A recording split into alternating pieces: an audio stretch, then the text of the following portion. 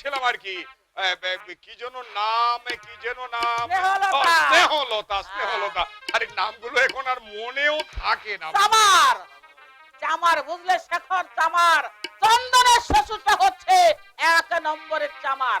এই এতটুকু অন্নপ্রাশনের বাটির মতো দুটো বাটি দিয়েছে, আর পলকা দুখানা হালা, আর গয়নাগুলো এত হালকা কি বলবো তোমার।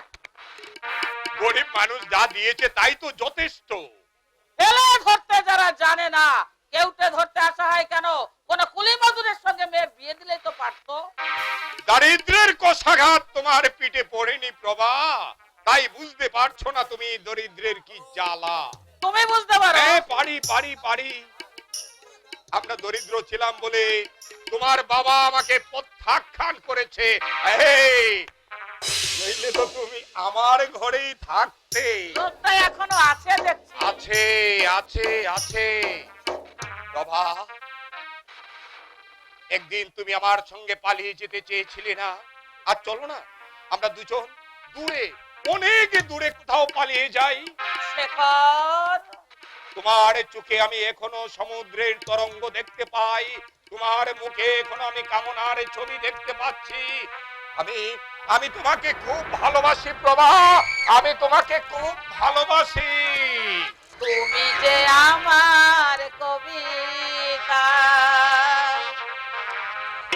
আমারও বাসি রাগিনী, আমারও স্বপন আধো জাগরণ, চিরদিন তোমারে তুমি যে আমার কবিতা, তুমি যে আমার কবিতা, আমারও বাসি রাগিনী, আমারও স্বপন আলো জাগরণ, চিরদিন তোমারে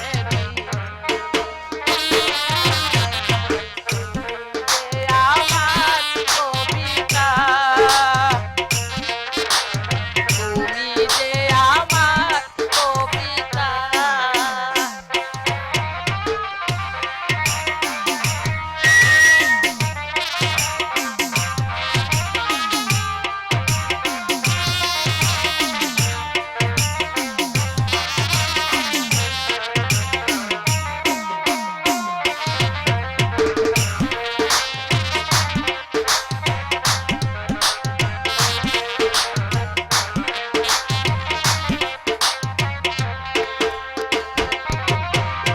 তুমি এলে তাই স্বপ্ন এলো, ইন্দ্রধনু লগ্ন এলো,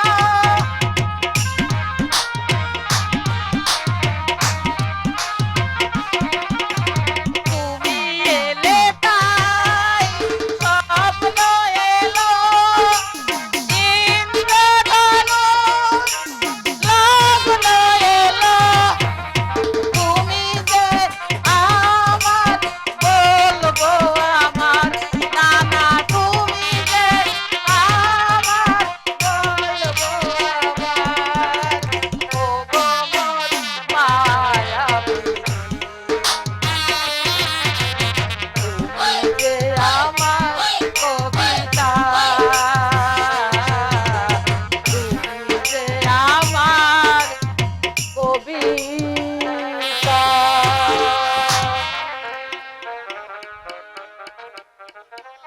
মা, কি চাই তোমার? আমি চুপ, মুখে মুখে জবাব দাও, আমি একদম পছন্দ করি না। যাও যাও বলছি। আহা, বেচারি কি জন্য এসেছে? কার জন্য এসো? হুট করে ঘরের মধ্যে ঢুকে পড়বে? ভদ্রলোকের মেয়ে হলে এসব বুঝতে, এসেছে চাষাবুসার ঘর থেকে। আহা, মান ইজ্জত কি জিনিস জানবে? চাষাবুসা বলছো কেন? চাষাবুসা বলছো কেন? ওর বাবা নাকি এক সময় বিরাট বড় জমিদার ছিলেন। কি বলে জমি? ওরে নামেই তাল পুকুর, এখন আর ঘটি দেবে না। বাঘের মতো দাঁড়িয়ে না থাকে কি বলবে বলো? বাবার অসুখটা বেড়েছে। অসুখ বলে আমি কি করবো? আমি কি ডাক্তার? বাবা বাবা আপনাকে ওহো, ডাকছে। কোথাও দাঁড়িয়ে দুদণ্ড গল্প করবো তার উপায় নেই। অশেখর, চলো তোমার রোগী দেখে আসবে। চলো তাই চলো, তাই চলো, তাই চলো। এসো। বেশি দিন আর আশা করা যায় না।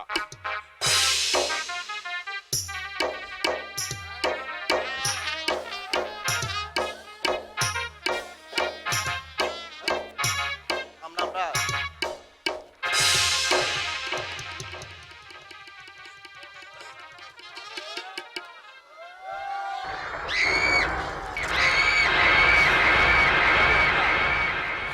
এর চেয়ে বাবা যদি আমাকে বিষ খাইয়ে মেরে ফেলতেন, দিন রাত এই বাক্য যন্ত্রণা আমাকে সহ্য করতে হতো না। উঠতে বসতে লাঞ্ছনা গঞ্জনা, স্বামী নেশা করে মাতাল হয়ে বাড়ি ফিরে, অথচ সে কথা আমি কাউকে বলতে পারছি না। আমি কাউকে বলতে পারছি না। স্নেহ, কে? এ কি? দাদা দাদা তুমি, তোমার তোমার এই অবস্থা। শরীরটা ভালো যাচ্ছে না রে। এসো দাদা, বসো, এখানে বসো। এ কি চেহারা হয়েছে তোমার? জেল থেকে কবে ছাড়া পেয়েছো দাদা? সপ্তাহখানেক হলো। জেলে থাকতেই বাবার চিঠি পেয়েছিলাম, হলুদপুরে তোর বিয়ে হয়েছে। তাহেরে, এরা তোকে ভালো টালো বাসেন তো? হ্যাঁ দাদা, শাশুড়ি শাশুড়ি মা তো বৌমা বলতে অজ্ঞান, আর এক দণ্ড আমাকে চোখের আড়ালেই করতে চান না। ইয়ে, বাবা ভালো আছেন তো দাদা? মার অম্বরটা কি সেরেছে? তুমি কিন্তু একেবারে রোগা হয়ে গেছো। আমার কথা বাদ দে। কি আবার বুঝি ওই জেলে যাবার মতলব করছো? এবার জেলে গেলে তোমার সঙ্গে আমি দারুণ ঝগড়া করব। আমি যতদিন বেঁচে আছি ব্রিটিশ বেনিয়াদের সঙ্গে কোনো আপোষ নেই আমার। পরাধীনতার গ্লানি নিয়ে বেঁচে থাকবার চেয়ে মৃত্যু শত গুণে কাম্য আমার। দাদা, কাশ্মীর থেকে কন্যাকুমারী পর্যন্ত, সমুদ্র হিমাচল আজ উত্তাল, বাংলার যুব শক্তি কাঁপিয়ে দিয়েছে ইস্ট ইন্ডিয়া কোম্পানির মসনদের ভিত, তরুণ সমাজ জ্বলছে। দাদা, দাদা, এ কি রক্ত? রক্ত, রক্ত, এ রক্ত আমার নয় স্নেহ, এ রক্ত আমার নয়, এ রক্ত, এ রক্ত সহস্র শহীদের, এ রক্ত বাংলার বিপ্লবী তরুণ সমাজে। দাদা, মাথা যতীন মনোরঞ্জন নীরেন চিত্ত প্রিয়রা সহস্র ধারায় বুকের রক্ত ঢেলে। দাদা, দাদা, তুমি চুপ করো দাদা, তুমি চুপ করো। আমার বুকে আগুন জ্বলছে স্নেহ, আমার বুকে আগুন জ্বলছে। দিল্লি জেলে নিরস্ত্র রাজবন্দীদের উপর নির্মম ভাবে গুলি চালিয়েছে পশুর দল। আমার চোখের সামনে কয়েকটা তাজা তরুণ মৃত্যুর কোলে ঢলে পড়েছে। এই লোকটাকে ইয়ে, আমার আমার দাদা মা জেলে ছিল না? হ্যাঁ, অসুস্থ হয়ে বাড়ি এসেছে। দাদা, ইয়ে, আমার মাকে তুমি প্রণাম করো। থাক বাবু, থাক। তা তুমি আমার বাড়িতে কেন?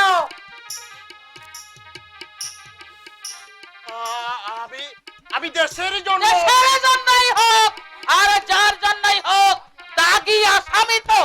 মা, আমি চাই না তুমি ওর সঙ্গে কোনো সম্পর্ক রাখো। যাও, এক্ষুনি তুমি এখান থেকে চলে যাও। মা, দাদা অসুস্থ, কঠিন অসুখ, 2 চার দিন আমাদের বাড়িতে থাক, তারপর না হয় সে চলে যাবে। তুমি কি এই সংসারের কথা? না মানে আমার কথার উপর দিয়ে কথা বললে ঘাড় ধরে বাড়ি থেকে দূর করে দেবো ছোট লোকের মেয়ে। মনে রেখো ছোট লোকের মেয়ে, এই বাড়িতে আমার কথাই হচ্ছে আইন। মা, একটু আগে ওর মুখ দিয়ে আমি ঝলকে ঝলকে রক্ত উঠতে দেখেছি। আমি চাই না একটা টিবি রোগী আমার বাড়িতে এক মুহূর্ত থাকুক। মা,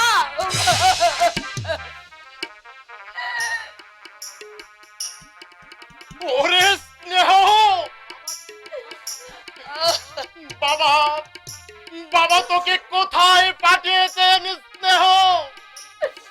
এখানে এখানে তুই কি করে বাজবি হতভাগী?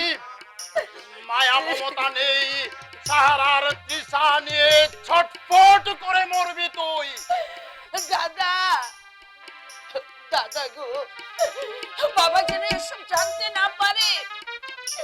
বাড়ি ঘর বন্ধক দিয়ে আমার বাবা আমার সুখ শান্তি চেয়েছিল। হঠাৎ যদি শুনতে পায় আমি এই সুখে আছি, বাবা নির্ঘাত আত্মহত্যা করবে। দাদা,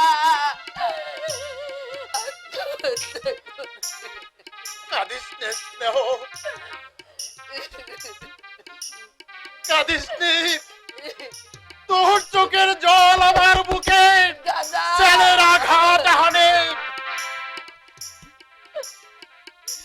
দু একদিনের মধ্যেই বাবাকে পাঠিয়ে তোকে এখান থেকে নিয়ে যাব।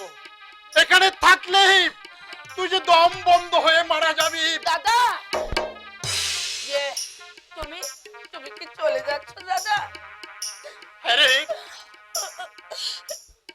ভেবেছিলাম তোর বাড়িতে দু চার দিন বিশ্রাম করে যাব, কিন্তু এসে যা দেখলাম এরপর থাকবার আর প্রবৃত্তি হয় না। এদের চোখে আমি জেল খাটা আসামি, অন্য পরিচয় আমার চাপা পড়ে গেছে, চাপা পড়ে। যেও না। চোখের জল মুছে ফেল হতভাগী, চোখের জল মুছে ফেল। এরা এরা তোর চোখের জলের দাম দেবে না, এরা চেনে শুধু টাকা। দাদা, স্নেহ, প্রেম, ভালোবাসা, মানবিক মূল্যবোধের কোনো দাম নেই এদের কাছে, কোনো দাম নেই এদের কাছে, কোনো দাম নেই। যেও না দাদা।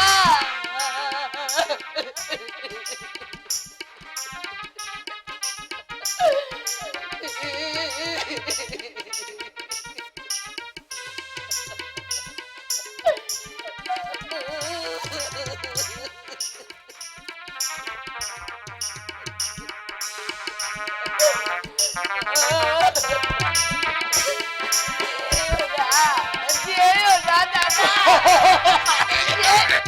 দাদা, দাদা, শুনলে না? চলে গেল অসুস্থ দেহ নিয়ে। বোনের বাড়িতে এসেছিল বিশ্রাম করতে, কিন্তু সব আশা নির্মূল করে দিয়ে তোমার দাদা চলে গেল বৌমা। হ্যাঁ চাচা বাবু, জেল থেকে ছাড়া পেয়ে দাদা এখানে দুদিন বিশ্রাম নিতে এসেছিল। ভেবেছিলাম আপনাকে দেখাবো, কিন্তু মা এমন সে কথা বলতে শুরু করলে। কেঁদো না, কেঁদো না স্নেহ, কেঁদো না। আমি তোমার দাদাকে সারিয়ে তুলবো। ভয় কি?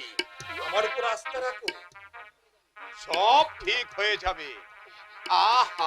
কাকাবাবু, কেঁদো না, কেঁদো না। কাকাবাবু, কাকাবাবু,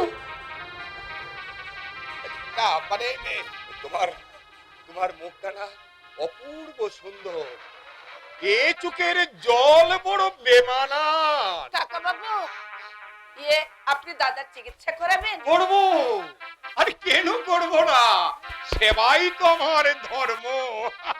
কাকাবাবু, হ্যাঁ শোনো, আজ সন্ধ্যার পরে আমার ঘরে এসো, আমি একটা ব্যবস্থা করে দেব। কোনোদিনও জানি না বুঝলে, তোমাকে তোমাকে দেখে না আমার আমার খুব আপন বলে মনে হয়, খুব আপন বলে মনে হয়, খুব আপন বলে মনে হয়। আপনার কথা আমার চিরদিন মনে থাকবে। আমি জানেন কাকা বাবু, হ্যাঁ বলো। দাদাকে দাদাকে আমি আমার প্রাণের চেয়ে বেশি ভালোবাসি। দাদা যদি চলে যায়, আমার এই পৃথিবী আমার কাছে অন্ধ হয়ে যাবে, অন্ধকার হয়ে যাবে।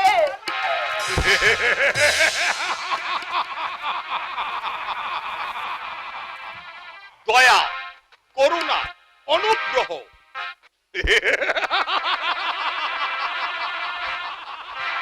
আরে মানুষের সেবাই তো আমার ধর্ম। জানেন, স্নেহলতাটি ভারী সুন্দর, বড় অপূর্ব ওর নমনীয় নদর কান্তি।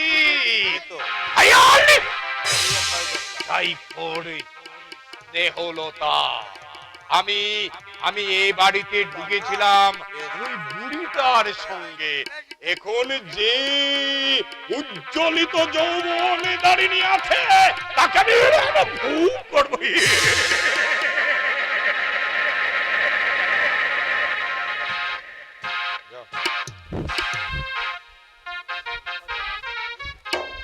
বেশ ইন্টারেস্টিং গল্প তো।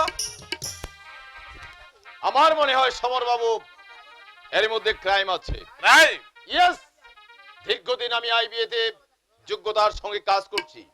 বীরেন্দ্র চৌধুরী আমার ক্লাসমেট ছিল, তাই ওর পারিবারিক জীবন সম্বন্ধে আমার বড় কৌতূহল। I see. কিন্তু সেই ছেলেটা, আই মিন শঙ্করের খবর কি?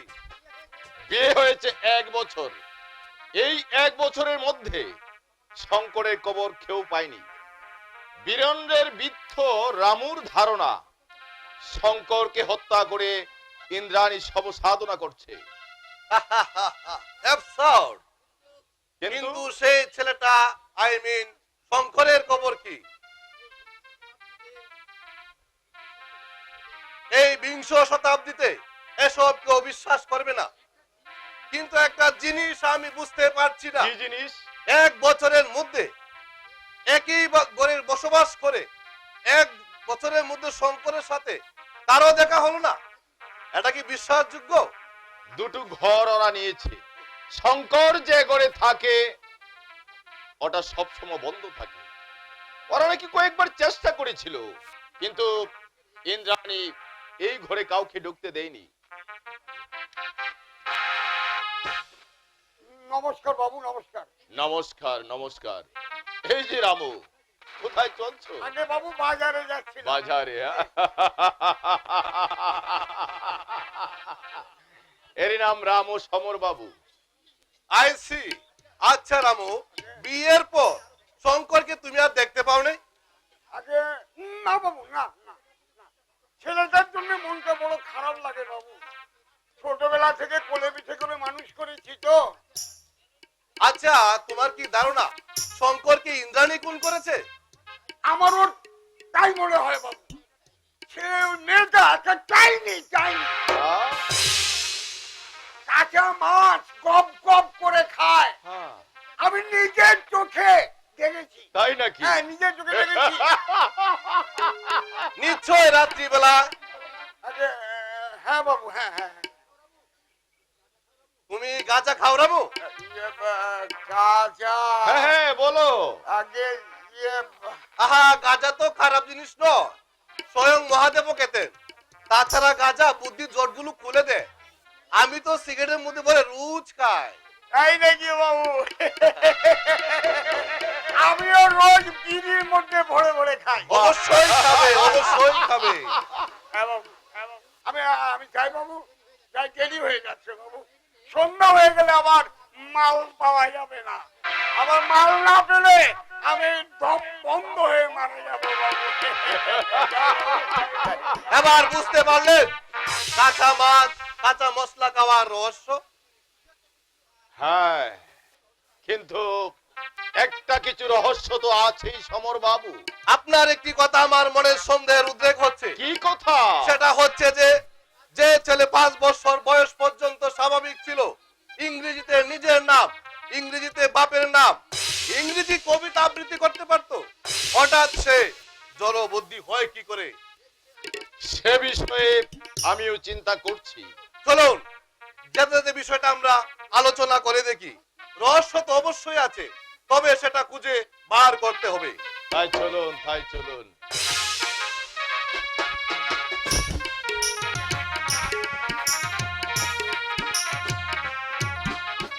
আপনার মতন মানুষও ওদের শয়তানির কাছে হার মেনে গেল। দোষ ওদের নয় পাচু, দোষ আমার পুরো অদৃষ্টে। নইলে 1 বছরের মধ্যে বহুবার গেছি, ইন্দ্রা নাকি বলেছে আমার সঙ্গে দেখা করবে না। কেন? কি করে জানবো বলো? ওদের সঙ্গে নাকি এমন ব্যবহার করেছে, ওরা অতিষ্ঠ হয়ে উঠেছে। ইন্দ্রার শাশুড়ি তো বলে দিয়েছে আর মাসখানেক দেখবে, তারপর ব্যবস্থা নেবে। কিন্তু ইন্দ্রাদি তো সেরকম মেয়ে নয় বাবু। আমরা চাষা বসা লেখাপড়া জানি না, অথচ আমাদের জন্য তার অসীম মমতা। এ পৃথিবীতে কেউ কারো নয় রে পাচু। ছোটবেলা থেকে কত কষ্ট করে ওকে আমি মানুষ করেছি, কত আশা ছিল, কত স্বপ্ন ছিল। মেয়ের বিয়ে দিয়ে আমি একটু শান্তি পাবো, একটু শান্তি পাবো। ও ভোলাবো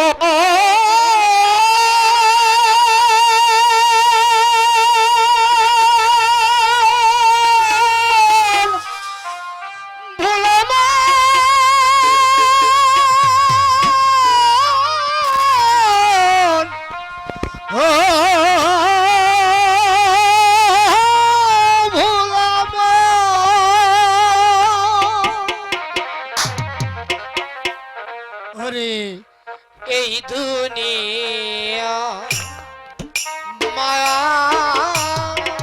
ছলনা। হ্যালো হ্যালো, এই দুনিয়া মায়া ছলনা। ওরে পিতা পুত্র কেউ কারণ, পিতা পুত্র কেউ কারণ দুদিনের জানা শোনা। এই দুনিয়া মায়ার ছলনা। হায়, এই দুনিয়া মায়ার ছলনা।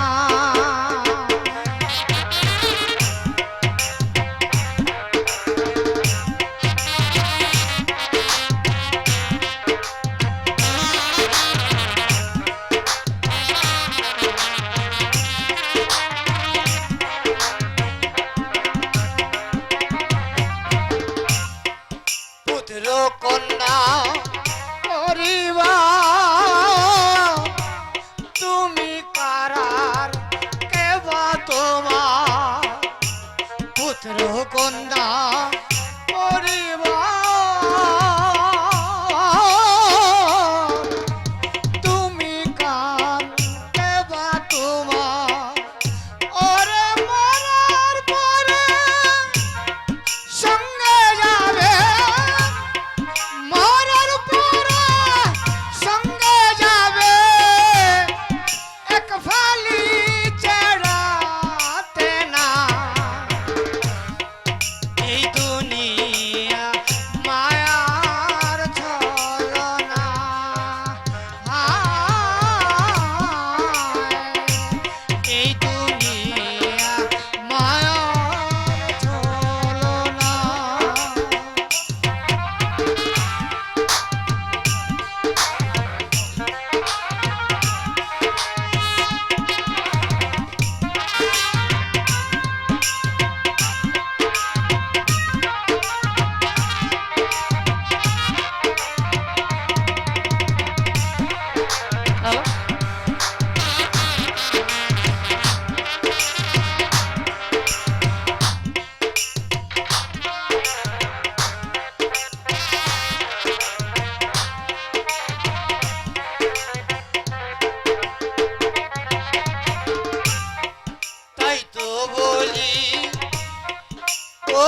বুধমন ভজরে শ্রী গুরুর চরণ।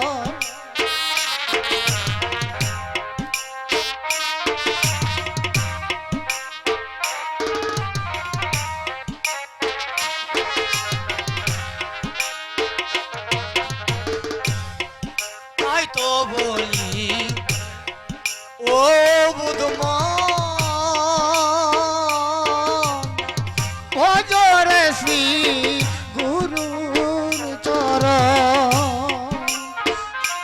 মিছে মায়ায় দিন চলে যায়, মিছে মায়ায় দিন চলে যায়, কেন করো প্রবঞ্চনা? এই দুনিয়া মায়ার ছলনা, হায়, এই দুনিয়া মায়ার ছলনা। ওরে পিতা পুত্র কেউ কারো নাই, পিতা পুত্র কেউ কারো নয়, দুই দিনের জানা শোনা। এই দুনিয়া মায়ার ছলনা,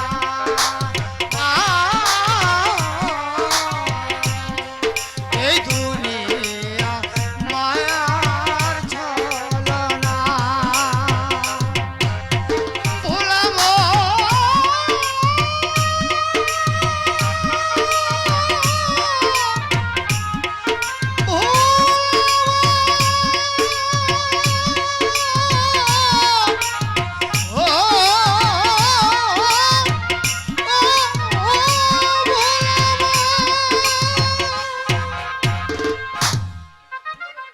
তুমি ঠিকই বলেছ বৃষ্ণ, এ পৃথিবীটা শুধু মায়ার খেলা। ভাই বলো, বন্ধু বলো, পুত্র কন্যা কেউ কারো নয়। আমরা যেন রঙ্গমঞ্চে অভিনয় করছি, নইলে নইলে যে মেয়ের জন্য জীবনের শ্রেষ্ঠ মুহূর্তগুলোকে হারালাম। দুঃখ করবেন না মাস্টার মশাই, দুঃখ করবেন না। ইন্দ্রাণীদি তেমন মেয়েই নয়, হয়তো ওর শ্বশুর বাড়ির লোকেরাই আপনার সঙ্গে দেখা করতে দেয়নি। কৃষ্ণ, আপনি খোঁজ নিয়ে দেখুন, হয়তো ওর শ্বশুর বাড়ির লোকেরাই আপনার সঙ্গে দেখা করতে দেয়নি। ওরা ওরা ইন্দ্রার সঙ্গে আমাকে দেখা করতে দেয়নি। আমারও তাই মনে হয় মাস্টার মশাই। জনে মধ্যে মধ্য হয়ে যারা পাত্র বদল করতে পারে তাদের অসাধ্য কাজ কিছুই নেই। পাচ্ছো, ওরা বিস্তার করে রেখেছে বঞ্চনার জাল, গরিবের চোখের জলের দাম ওরা দিবে না। ওদের উপর আনতে হবে চরম আঘাত, তবেই বুঝবে গরিবরাও মানুষ, গরিবরাও মানুষ।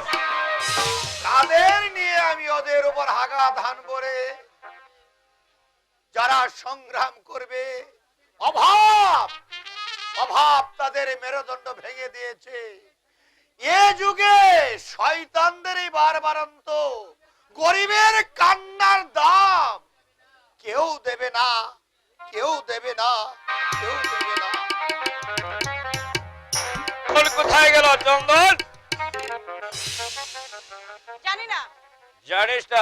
শোন, এর টাকাটা আর একটু বেশি চাইবে, কিন্তু বলবে মাসে 1000 টাকা আমার কোলোচ্ছে না, বাড়তি টাকাটা পেলে আমার কিছু সুবিধা হবে।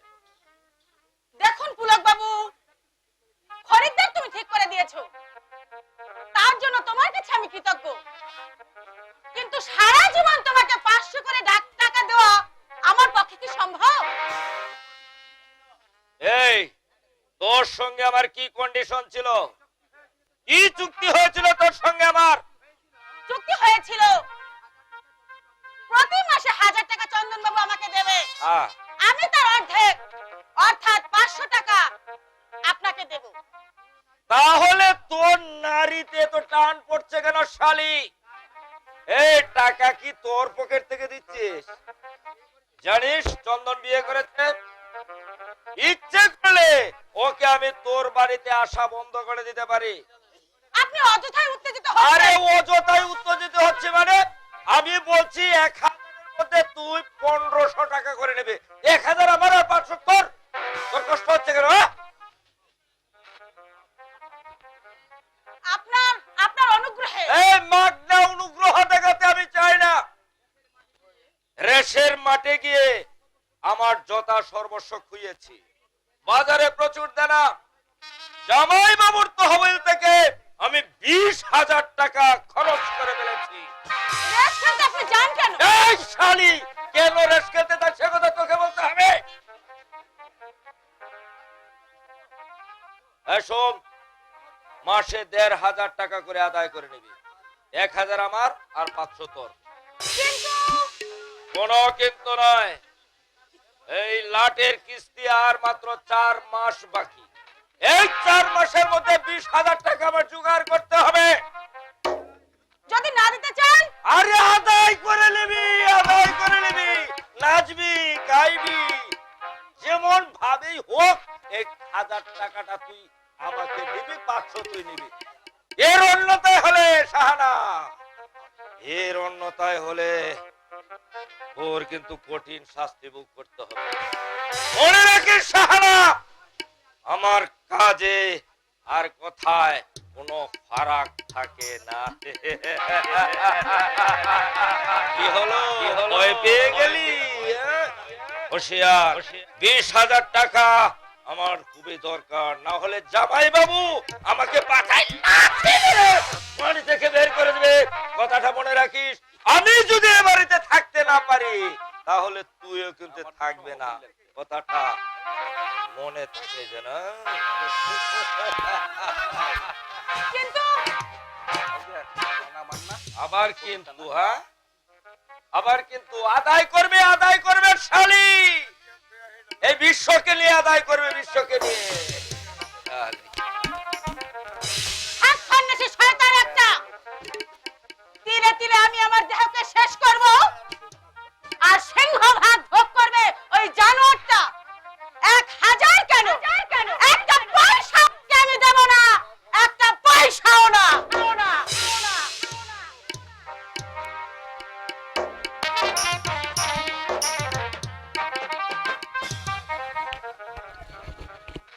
যেদিন শুনিলে জলদি হইতে উঠিলে জননী ভারতবর্ষ, উঠিলে বিশ্ব, সে কি কোলাহল, সে কি মা ভক্তি, সে কি মা হর্ষ। সেদিন তোমার প্রবার দ্বারা প্রভাত হইল গভীর রাত্রি, বন্দিলে সবে জয় মা জননী, জগৎ তারিণী, জগৎ ধাত্রী।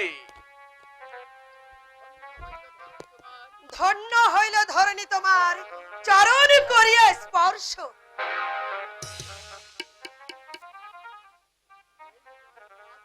গাহিল জয় মা জগৎ মোহিনী, জগৎ জননী ভারতবর্ষ। শত স্নাত স্নিগ্ধ বসনা, শিকর সিন্ধু শিকর হইতে, ললাটে গরিমা বিমল হাসি, কমল করণ আনন্দ বৃত্ত, চরণ কমল করিয়া স্পর্শ। গাইল জয় মা, গাইল জগৎ জননী ভারতবর্ষ। ইন্দ্রা, তোমার বাবার সঙ্গে দেখা বাবা তো হয়েছে? আসেন না, দেখা হবে কি করে? আচ্ছা, চন্দন নাকি বিয়ে করেছে? হ্যাঁ, বড় ভালো মেয়ে, জানো খুবই শান্ত, যেন 7 জনে মুখে করে লাড়ে, দিন রাত শুধু কাঁদে। ও জানে না এই নিষ্ঠুর পৃথিবী ওর কান্নার কোনো দাম দেবে না। প্রায় 1.5 বছর হলো বাইরে কারো সঙ্গে দেখা হয়নি। বড় ইচ্ছে হয় প্রণাম করে বাবার সামনে গিয়ে দাঁড়াতে, আর মাকে গিয়ে বলতে ইচ্ছে হয়, তোমার অত্যাচারে অবহেলায় আমি অমানুষ হয়ে গিয়েছিলাম। আর চন্দনকে কিছু বলতে ইচ্ছা হয় না। চন্দন, হ্যাঁ, জানো ইন্দ্রা, আমার বেশ মনে আছে চন্দনের যখন জন্ম হলো তখন আমার আনন্দ দেখে কে মাকে বারবার গিয়ে বলছি, ভাইকে আমার কুলে দাও, আমি একবার আমার ভাইকে কুলে নেই। এসব কথা তুমি একদম ভুলে যাও। বলতে চাই ইন্দ্রা, বলতে চাই, কিন্তু স্মৃতির পাতাগুলো জল জল করে আমার চোখের সামনে ভেসে ওঠে। আর একটা কথা, ওই ডাক্তারটাকে আমি দু চোখে দেখতে পাই না। ওকে দেখলে কেমন যেন আমার ঘৃণা হয়। কেন? তোমার অসুখের সময় জোর করে ইনজেকশন দিয়েছিল বুঝি? অসুখের সময় কেন, সুস্থ অবস্থায় আমাকে জোর করে ইনজেকশন দিয়েছে। সুস্থ অবস্থায়? হ্যাঁ। সুস্থ অবস্থায় ইনজেকশন দিয়েছে কেন? কি জানি, রামুদা বলতো তুমি আরো ভালো হবে। অথচ আমার ঠিক মনে আছে, ইনজেকশনের ভয়ে আমি যখন পালাতাম তখন রামুদা আমাকে দৌড়ে আনতো। ইনজেকশন দেওয়ার পরে আমি সবসময় অসুস্থ হয়ে পড়তাম। রামুদা কিছু বলতো না? কি বলবে, রামুদা আরো সমর্থন করতো। ইনজেকশনের ভয়ে আমি যখন পালাতাম ও আমাকে জোর করে ধরে আনতো। কারা যেন আসছে, তুমি ঘরে যাও। আর কতদিন আমাকে লুকিয়ে রাখবে ইন্দ্রা? বাইরের পৃথিবীটাকে দেখবার জন্য আমার মন চটপট করছে। সাধনায় যেদিন সিদ্ধি লাভ করবে সেদিন তুমি আত্মপ্রকাশ করবে। দিদি, কি ব্যাপার শান্ত, হঠাৎ আমার ঘরে? একটা কথা বলবার ছিল। বলো। আমার দাদা স্বাধীনতার আন্দোলনে যোগ দিয়ে জেলে গিয়েছিল, সে তো তোমাকে বলেছি। দাদা অসুস্থ হয়ে জেল থেকে ছাড়া পেয়েছে। এখানে এসেছিল? হ্যাঁ, কিন্তু কিন্তু মা থাকতে দিলে না। চোখের জল ফেলতে ফেলতে দাদা এখান থেকে চলে গেল। দিদি, এতটুকু সাহায্য আমি করতে পারিনি। তোমাদের কান্না দেখলে স্নায়ুতন্ত্রে আমার উত্তেজিত হয়ে ওঠে। বাংলাদেশের মেয়েগুলো যেন কান্নার জন্য জন্মেছে। দিদি, কান্না নয়, হতভাগী কান্না নয়, প্রতিবাদ করতে হবে, জোর করে আদায় করতে হবে মানবিক অধিকার। যারা তোমাকে পদে পদে লাঞ্ছিত করেছে তাদেরকে বুঝিয়ে দিতে হবে আমরা মানুষ। বলি বাসা, নিজে তো সংসারটাকে ভেঙে তছনছ করে দিয়েছো, আবার ওর কেন তুমি পুষ্পাঞ্জলি দিচ্ছ? তোমাকে আমি কি করব জানো?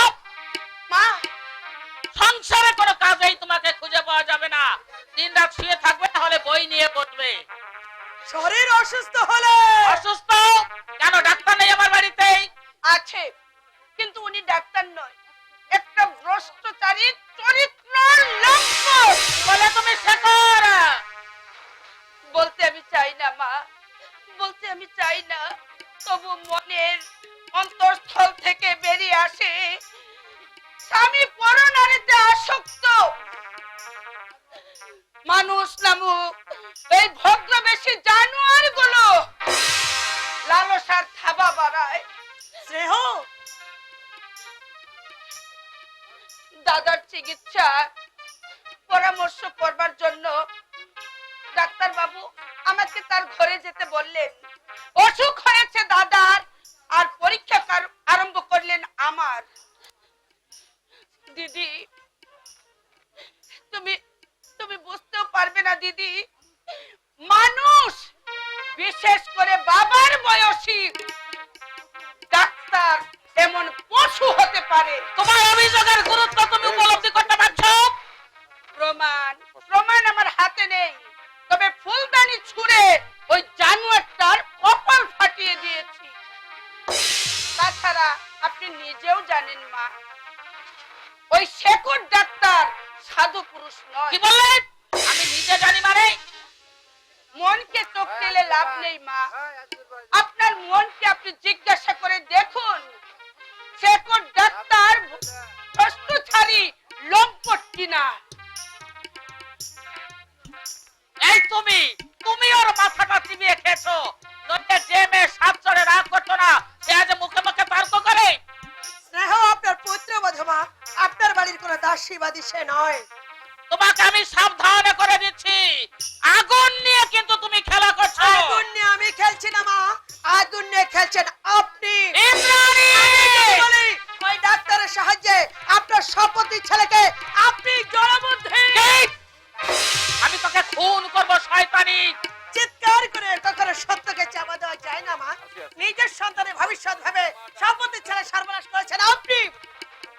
চোখে মুখে অপরাধীর ছায়া স্পষ্ট ফুটে উঠেছে। আপনি অপরাধী, আপনি পাপ করেছেন। পাপ করেছি? আমি পাপ করেছি? আমার যা জানবার আমি তা জেনে গেছি মা। এখন আপনি সাবধান হন, নইলে এর জন্য কিন্তু একদিন আপনাকে কঠিন মূল্য দিতে হবে। কঠিন মূল্য? কিন্তু কিন্তু ও জানলো কি করে? নিশ্চয়ই ওই শুয়ারের বাচ্চা রামু বলেছে টাকা খেয়ে বেইমানি করেছে হারামজাদা। আমার হাতে হাত করা পড়াবে, পড়াচ্ছি আমি হাত করা। শুয়ারের বাচ্চা টাকা খেয়ে বেইমানি আমার সঙ্গে।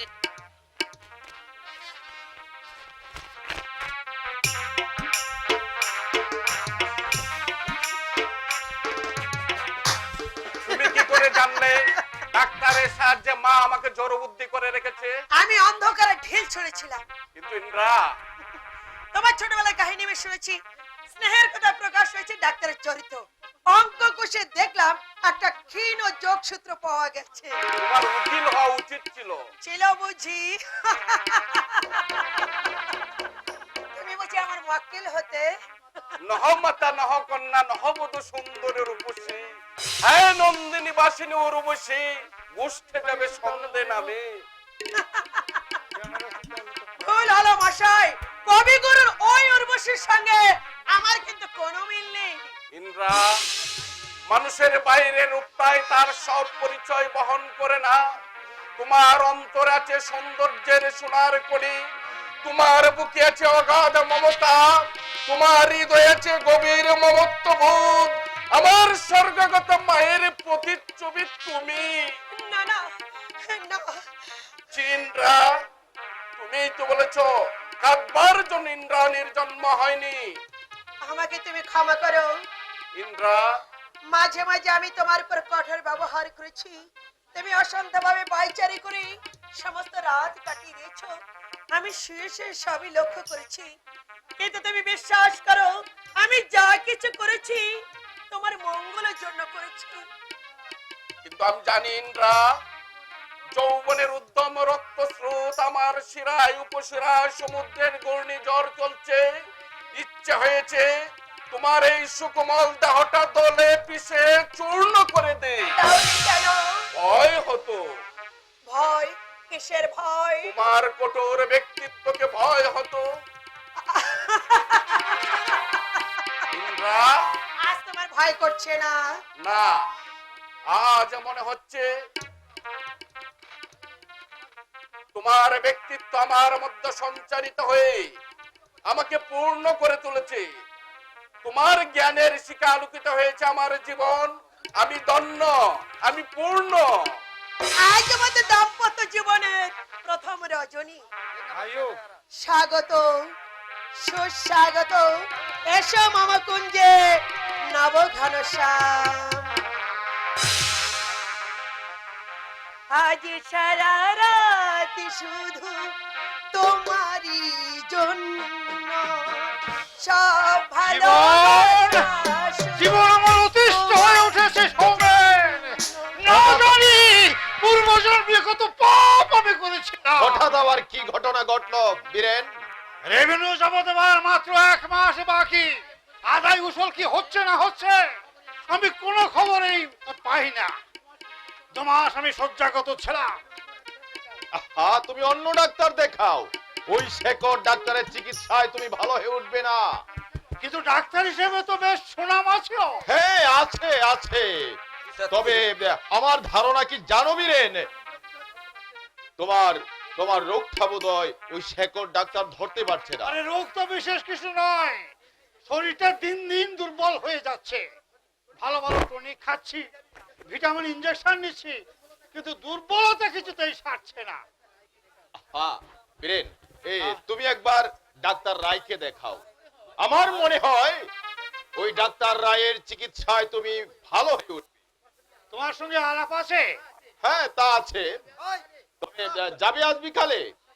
আচ্ছা 5টার সময় এসো, একসঙ্গেই বেরোবো। ঠিক আছে। শরীর সুস্থ না থাকলে হ্যাঁ কিছুই ভালো লাগে না। আমাকে ডেকেছেন জামাই বাবু? আগে হ্যাঁ, আদায়পত্র কিরকম হলো কিছুই তোমাকে জানাওনি। আর 2 মাস বাদে লাটের কিস্তি। আদায় উসল একদম নেই জামাই বাবু, যাও হয়েছিল তাও চন্দন নিয়ে খরচ করে ফেলেছে। তোমরা কি ভেবেছো বলো তো? আগে আমি জমিদারিটা কার, আমার না তোমাদের? আপনাদেরই তো, আপনাদেরই। চন্দনের হাত খরচ বাবদ প্রতি মাসে 500 টাকা করে দেওয়া হচ্ছে। তা সত্ত্বেও রামস্বরূপ আগরওয়ালার কাছ থেকে হ্যান্ড নোট দিয়ে 10,000 টাকা নিয়ে গেছে। তারপরেও 1000 টাকা খরচ করছে। কি করছে এত টাকা দিয়ে? আগে আমি কি করে বলবো যে এত টাকা দিয়ে সে কি করছে? চন্দন তো আর নাবালক নয়, তাছাড়া চন্দন হচ্ছে আপনার ছেলে। আপনি জিজ্ঞাসা করে দেখুন, আমাকে শুধু শুধু ধমকাচ্ছেন কেন? কোনো অজুহাত আমি শুনবো না। 7 দিনের মধ্যে হিসাব দাখিল করতে হবে। কিন্তু কাউকে আমি বিশ্বাস করি না। জামাই বাবু, না, আমার বিরুদ্ধে একটা ষড়যন্ত্র চলছে। কিন্তু এই 7 দিনের মধ্যে হিসাব দেওয়া কি সম্ভব? হিসাব তো আর তুমি করবে না, নায়েব তহসিলদাররা করবে। তাদেরকে তুমি জানিয়ে দাও আগামী 7 দিনের মধ্যে হিসাব তৈরি করে দিতে হবে। আচ্ছা ঠিক আছে, দেখি কি করা যায়। তবে জামাই বাবু, আমাকেও বিশ্বাস করে আপনি ভালো করলেন না। চিরদিনই আপনার মঙ্গল চেয়েছি আমি, কিন্তু আপনি আমাকে অবিশ্বাস করলেন। আমি আপনার শালা। চন্দন মাতাল হয়ে বাড়ি ফেরে, সে খবর রাখো। ওই আমি তো কিচ্ছু জানি না। তবে মদ যদি খেয়েই তাকে জামাই বাবু, এতে তাকে দোষ দেওয়া যায় না, কারণ আপনার রক্তের মধ্যেও রয়েছে ওই মদের উগ্র বিষ। ডোন্ট মাইন্ড জামাই বাবু, মদ আপনিও একদিন খেয়েছেন, আজও খাচ্ছেন, ওটা কিছু দোষের নয়। মদ এবং মেয়ে মানুষ হচ্ছে বিলাসের ভগ্নাংশ মাত্র। আসি জামাই বাবু, নমস্কার। জানোয়ার একটা। বীরেন, আমি স্পষ্ট দেখতে পাচ্ছি এক গজ বিষাক্ত সাপ তোমার ভেতরে কিলকিল করে ঘুরছে। হঠাৎ যদি তুমি মারা যাও, আমি কিন্তু বিস্মিত হব না। নিশ্চিত আমিও হব না সৌমেন। আজ আমি স্পষ্ট বুঝতে পারছি একটা দুষ্ট চক্র সব সময় আমার বিরুদ্ধে সক্রিয়। কর্তা বাবু, কি চাই? আমি মাস দিয়েকে ছুটি চাই কর্তা বাবু। ছুটি? হঠাৎ? হঠাৎ মানে কোনো কাজকর্ম নেই বাবু, বসে বসে মাইনে নিচ্ছি, বিদেতে বড় লাগে মানে জানেন বাবু।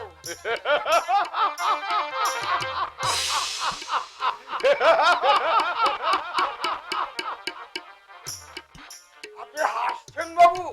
হাসছি হাসছি এই জন্যে যে তোমার মতো ধর্মভীরু মানুষ এখনো এই পৃথিবীতে আছে। তাহলে বাবু, আচ্ছা রামু, আগে শঙ্করের দেখাশোনার ভার তো তোমার উপরেই ছিল। আগে হ্যাঁ বাবু, বলতে গেলে আমার করেই হাবা মানুষ হয়েছে। তবে তবে 6 মাস আসবার পর উনি হাবাকে দেখাশোনা করছেন। আচ্ছা, শঙ্করের বুদ্ধিবৃত্তি যে নষ্ট হয়ে গেল তা কি তুমি বুঝতে পেরেছিলে? আগে বাবু, আহা সৌমেন, পুরনো কাসন্দি ঘেটে আর কোনো লাভ নেই। আবার আশা আমি ছেড়েই দিয়েছি। অন্য যদি কিছু আলোচনা থাকে তাহলে করো, ওসব আমার আর ভালো লাগে না।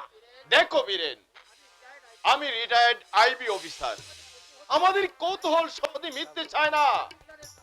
অপরাধ বিজ্ঞানের পাতাগুলো এই বয়সে আমি কুটিয়ে কুটিয়ে পড়ি। আমার মন বলছে হাবার শঙ্করের এই জড়ত্ববোধের কারণে কোন স্বার্থন্বেষী চক্র কাজ করছে। আগে না বাবু, না না, একটা দুধের বাচ্চাকে বাবু। আচ্ছা রামু, আগে তোমার বাড়ি তো হাওড়া সামতাবের। আগে হ্যাঁ, আগে হ্যাঁ বাবু। শরৎ বাবু, আহা শরৎ বাবু থাক, তোমার কথা বলো। 25 বছর আগে তুমি মাইনের ভিত্তি 5 টাকা, তাতে বউ, ছেলে, তোমার মা, ওদেরকে নিয়ে তুমি বেশ ভালোই চলতে, তাই না? আচ্ছা হ্যাঁ বাবু, হ্যাঁ। বাহ, 5 টাকা মাইনে পেয়ে একসঙ্গে 10 বিঘা জমি কিনে কি করে কিনলে? আরে বাবু, তখন সস্তার বাজার ছিল। সস্তার বাজার ছিল, রাইট? সস্তার বাজার থাকলেও 3 জনের খরচ করে কত বাঁচত? আরে বাঁচবে কোত্থেকে? এক, যদি গুপ্তধন পায়। আগে হ্যাঁ বাবু, হ্যাঁ বাবু, ঠিক কথা বলেছেন। আমার মা বোধহয় গুপ্তধন পেয়েছিল। মা নয়, টাকাটা পেয়েছিলে তুমি। আরে বাবু, হ্যাঁ, তুমি পেয়েছিলে। ভালো করে ভেবে দেখো। হ্যাঁ বাবু, তাহলে বোধ হয় আমি পেয়েছিলাম বাবু। অনেকদিন হয়ে গেছে তো বাবু, ঠিক মনে করতে পারছি না।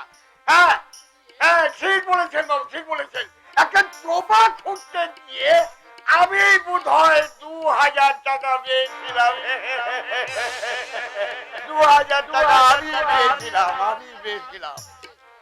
ও টাকা পেয়ে জমি কিনেছে, তুমি জানলে কি করে?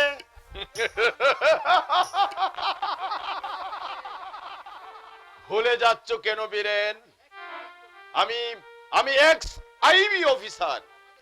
অসব আমাদের অঙ্ক কষে বার করতে হয়। তুমি ওই রামুর উপর কড়া দৃষ্টি রাখবে, ও যেন পালাতে না পারে। নমস্কার বেআই মশাই, নমস্কার। হ্যাঁ, নমস্কার নমস্কার নমস্কার।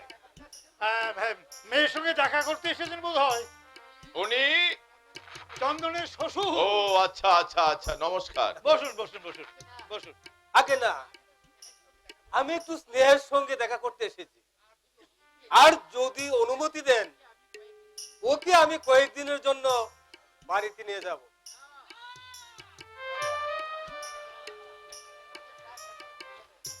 আগে প্রায় বছর ঘুরে এলো। আমার ছেলের বউকে আপনার মতো ইতরের ঘরে আমি পাঠাবো না। ছি প্রভা, উনি আমাদের আত্মীয়। আত্মীয়ের মতো ব্যবহার করেছে ওরা। হাতে করে 5 টাকার মিষ্টিও আনতে পারলো না। শালা হাবাতে ঘরে ছেলের বিয়ে দিয়ে একেবারে ভুল করেছো তুমি। না জানে সভ্যতা, না জানে লৌকিকতা। আমি আপনাকে কেমন করে বোঝাবো বেআইন? মেয়ের বিয়ে দিয়ে আমি সর্বশান্ত হয়েছি, বাড়িঘর বন্ধক দিয়েছি, জায়গা জমি যেটুকু ছিল বিক্রি করে দিয়েছি। কোনোদিন আর কোনোদিন জুটে না। আপনার হার জুটুক চাই না জুটুক, ওটা আমার দেখবার দরকার নেই।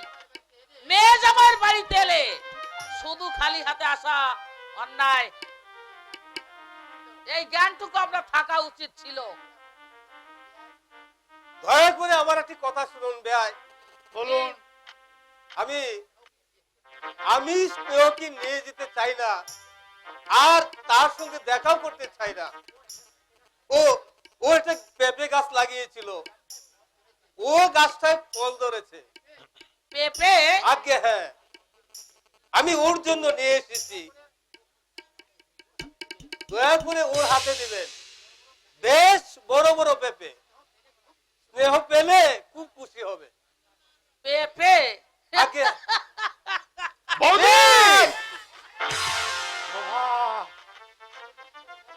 এই ছোট লোকটাকে বলে দাও, এই অখাদ্য আমার বাড়ির কুকুরেও খায় না।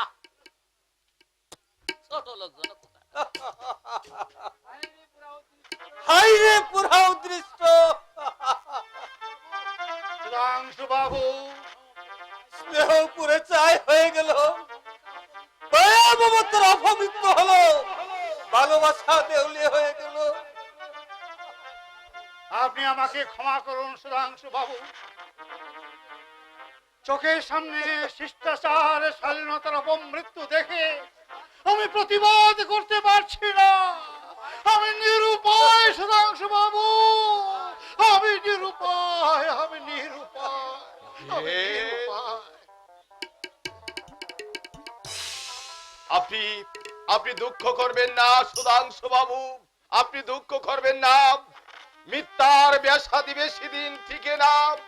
এই দুর্যোগের মেঘ একদিন খেটে যাবে, আবার দেখা দেবে প্রভাতের নবীন সূর্য, নবীন সূর্য।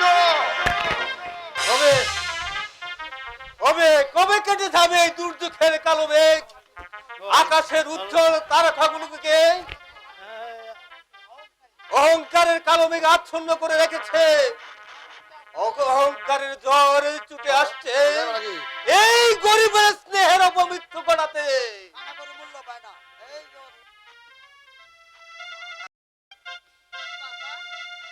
স্নেহ, ও স্নেহ, আমি তোকে কোথায় পাঠালাম মা? আমি তোকে কোন সাগরে বিসর্জন দিলাম? জ্বলে যাচ্ছে, আমার মুখটা জ্বলে যাচ্ছে। কেঁদো না বাবা, কেঁদো না। এই নিষ্ঠুর পৃথিবী তোমার কান্নার দাম দেবে না বাবা। ওরা চিনে শুধু অর্থ, টাকার তোলা দণ্ডে মনুষ্যত্বের বিচার করে বাবা। গরিবের স্নেহ মমতা এদের কাছে কানে করি মূল্য নেই বাবা।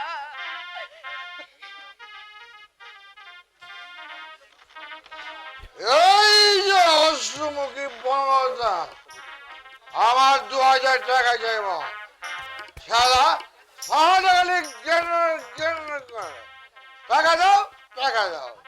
আরে বাবা, বাড়ি করে দিয়েছি, গহনা করিয়ে দিয়েছি। হ্যাঁ। চন্দন, কে বাবা? আমার বাবা। ও ইয়েস ইয়েস, আপনাকে তো আমি চিনি মশাই। দেখুন দেখুন, মেয়েকে বলে যান নাকে কাজুনি পেন পেনানি আমার ভালো লাগে না। শালা দিন রাত শুধু জ্ঞান জ্ঞান, কত সহ্য হয় বলুন, কত সহ্য হয়? চন্দন, মেয়েকে বলে যান একটু ভদ্রলোক হতে, বুঝলেন? আমরা হচ্ছি ভদ্রলোক। আমার বাবা মদ খেয়েছে, আমি খাচ্ছি, আমার ছেলেও খাবে, তার ছেলেও খাবে। এরই নাম হচ্ছে tradition. Understand? You are better understand.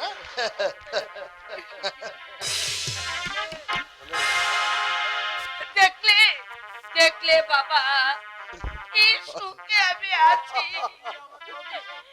তুই তুই আমাকে অভিশাপ দে মা, তুই আমাকে অভিশাপ দে। তোর জীবনটাকে আমি ব্যর্থ করে দিয়েছি মা। আমি বাড়িঘর বন্ধক পেয়েছি, জায়গাটুকু যেটুকু ছিল বিক্রি করে দিয়েছি রে মা। আমি কোথায় বাবা বাবা, মুখ তোমাকে লুকোতে হবে না বাবা, মুখ লুকোবো আমি। ধৈর্যের সীমা যেদিন ছাড়িয়ে যাবে, আত্মহত্যা করে তোমাদের সবাইকে আমি মুক্তি দিয়ে যাব, মুক্তি দিয়ে যাব।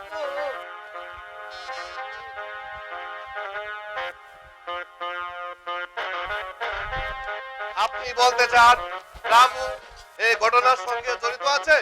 আমারও তাই মনে হয়। ওদের বাড়িতে আমি গিয়েছিলাম,